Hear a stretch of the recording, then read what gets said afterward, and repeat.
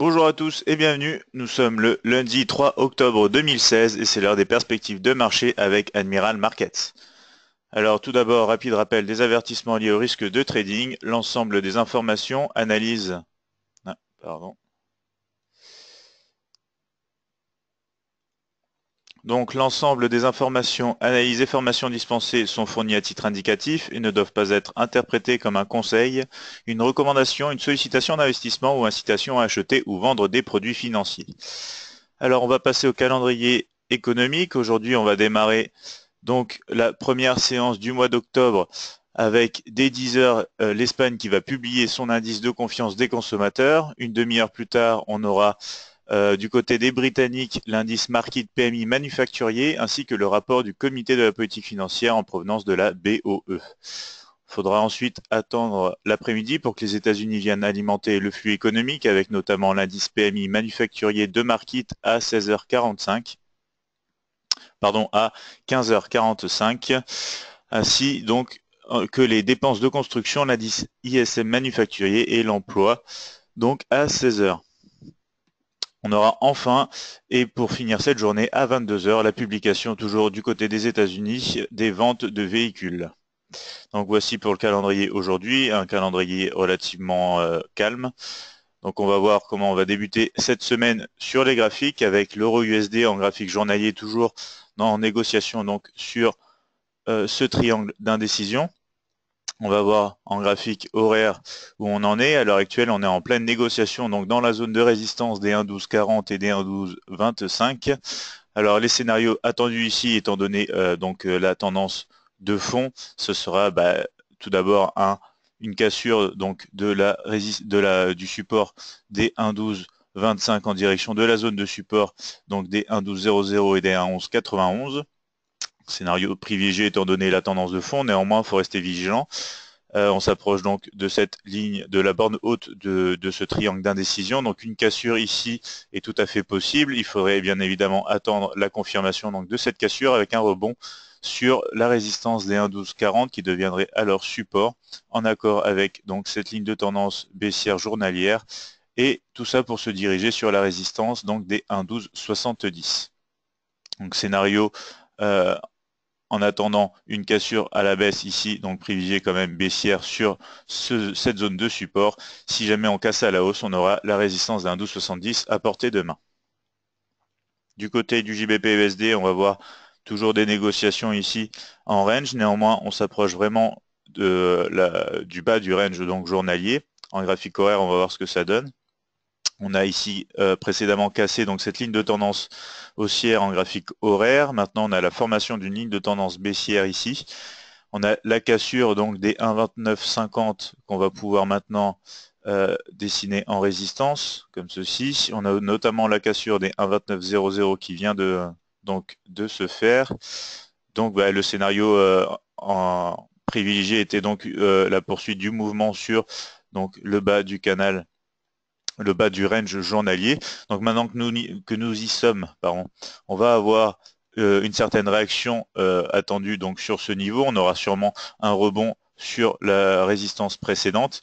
Après, en termes d'objectifs, il faudra aller chercher des chiffres, des niveaux clés, donc notamment avec les 27, voilà, on va mettre en support les 1,2770 pour un premier niveau de support en dehors donc de ce fameux canal, ce fameux range journalier dans lequel nous évoluons maintenant depuis un certain moment. Donc pour avoir ce type de continuité, bien évidemment, il faudra attendre la confirmation d'une cassure des 1,2850 en accord avec le bas de ce range pour aller chercher les 1,2770. À l'heure actuelle, soyez vigilants, hein, un rebond est tout à fait possible étant donné l'action du prix et le niveau sur lequel on se trouve. Donc on pourrait très bien avoir un rebond à court terme sur des niveaux de résistance des 1,2900 voire des 1,2950. Voici pour le GBP-USD. Du côté du USD-CHF, on est toujours dans un large range journalier. On va voir que maintenant nous avons la ligne de tendance ici baissière, toujours journalière, qui s'est dessinée. On va voir en graphique horaire que nous sommes revenus au-dessus donc de la zone des 0,97, des 0,9710.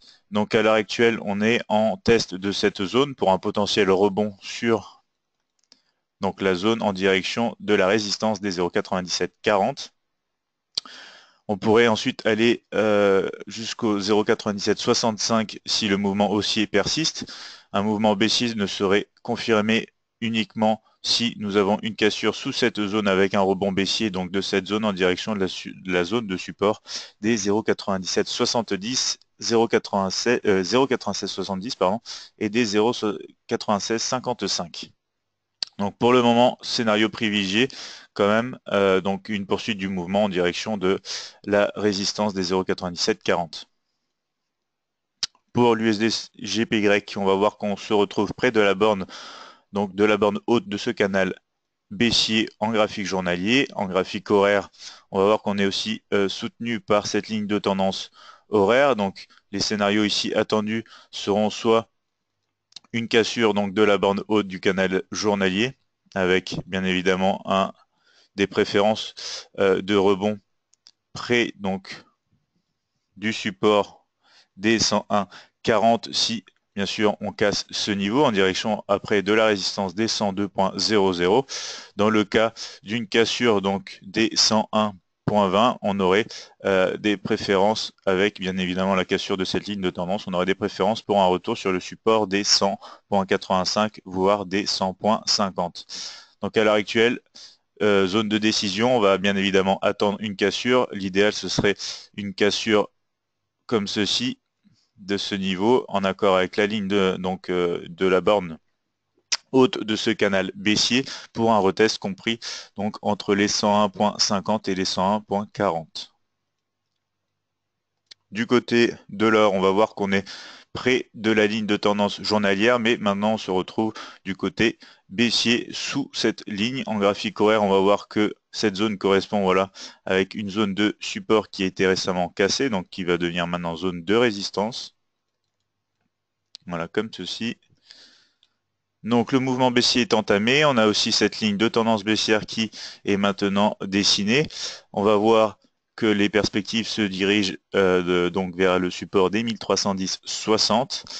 Seule une cassure vraiment nette et une réintégration donc de cette ligne de tendance haussière journalière avec des niveaux importants comme les 1324,20 comme ceci pourrait changer nos perspectives sur ce produit. Néanmoins, donc étant donné l'action du prix, on va rester sur des scénarios privilégiés baissiers en direction donc du support des 1310,60. Du côté du Brent, on va voir qu'on a cassé à la hausse ce triangle donc d'indécision sur le graphique journalier. En graphique horaire, on va voir que ça correspond avec donc la zone de résistance qui est devenue zone de support des 49,00 et des 48,40. On voit qu'on a eu on va enlever voilà cette ligne de tendance, on voit qu'on a eu un très beau rebond haussier donc dans cette zone. Donc voilà, hein, le scénario privilégié était, des négociations en direction des 50,00. Maintenant que ces 50,00 premières résistances sont atteints, on va espérer une poursuite du mouvement en direction donc des 51,00 avec bien évidemment un rebond sur donc la résistance qui va devenir support une fois qu'on aura confirmé bien évidemment donc la cassure voilà comme ceci des 50,00 donc des attentes plutôt haussières ici sur le Brent en graphique horaire.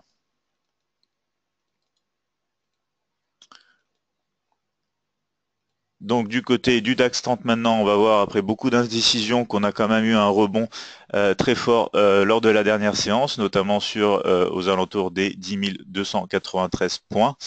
On va voir en graphique horaire voilà, que nous nous trouvons à l'heure actuelle en négociation sur la zone de résistance des 10 546 et des 10 520 points. Donc cette zone va être une zone aussi de décision. À court terme, étant donné l'action du prix, on va avoir des possibles positions vendeuses en direction du support des 10 450 points. Néanmoins, pour avoir de réelles opportunités à moyen terme, il faudrait attendre une cassure au-dessus des 10 546 points pour espérer aller chercher les prochains obstacles avec les 10 640 points et les 10 760 points. Pour de réelles perspectives baissières, il est recommandé quand même d'attendre la cassure de la zone de support des 10 294 et 10 278 70 points. Donc bien évidemment, ce type voilà, de scénario comme ceci, ce type de scénario comme ceci à la hausse, sont des scénarios attendus et privilégiés. En revanche, à l'heure actuelle, étant donné l'action du prix, une possible correction, donc avec un trading un peu plus rythmé, un peu plus risqué, à court terme, en direction du support des 10 450 est quand même possible. Donc restez quand même vigilant sur l'indice allemand à l'heure actuelle. On va voir que du côté du CAC 40, on est en rebond donc sur le bas donc de ce canal haussier journalier. On a quand même la création de cette ligne de tendance baissière qui va venir faire obstacle à la hausse donc de l'indice français en graphique horaire. On va voir qu'on a donc bien rebondi sur la borne basse de ce canal. On a été franchir des zones de résistance, donc des 4400, des 4385 points, puis des 4450 et 4330 points. À l'heure actuelle, on est en plein rebond donc sur cette dernière zone de résistance qui est devenue alors zone de support. On va aller chercher la zone de résistance des 4500 points en accord avec la ligne de tendance baissière journalière. Donc le scénario privilégié aujourd'hui sur le CAC 40 est un scénario haussier. On aurait des perspectives baissières uniquement si on revenait se négocier sous cette zone donc des 4550-4430 points en direction de la zone de support suivante ici. Mais le scénario donc vraiment privilégié ici reste une hausse avec un rebond à l'heure actuelle en progression. Donc une hausse en direction de la résistance des 4500 points. Du côté maintenant américain avec le Dow Jones 30, on est en rebond sur la borne basse du canal journalier haussier. On va voir aussi qu'on a donc cette ligne de tendance baissière en graphique journalier sur laquelle on va aller chercher des objectifs à court terme dans le cas d'une hausse. Donc ici, on voit, on est revenu au-dessus de la zone des 18 250 points, donc zone maintenant qui va redevenir encore une fois zone de support. À l'heure actuelle, on est en progression vers la zone de résistance des 18 360 et 18 400 points, zone qu'on a quand même touché récemment. Donc à l'heure actuelle, on va avoir soit un retest, donc comme ceci, voilà, comme ceci, soit un retest donc de la zone de support des 18 250 ou de la zone de résistance des 18 360 et 18 400 points. Donc à l'heure actuelle, étant donné l'action du prix, on voit qu'on a un rebond plutôt favorable à des négociations en direction de la zone de résistance. Donc à court terme, on pourra avoir des positions à l'achat si on vient notamment casser cette petite, voilà, hop, je vais enlever ceci, cette petite ligne de tendance à la hausse. On aura des perspective à court terme en direction de la zone de résistance. Donc restez vigilants, on peut très bien avoir une hausse en direction donc de cette zone de résistance ou une correction ici avant un potentiel rebond donc dans la zone de support. Voici pour les perspectives de marché avec Admiral Markets pour ce début du mois d'octobre. Je vous souhaite à tous une excellente journée. On se retrouve demain pour de nouvelles perspectives et d'ici là, un excellent trading à vous tous.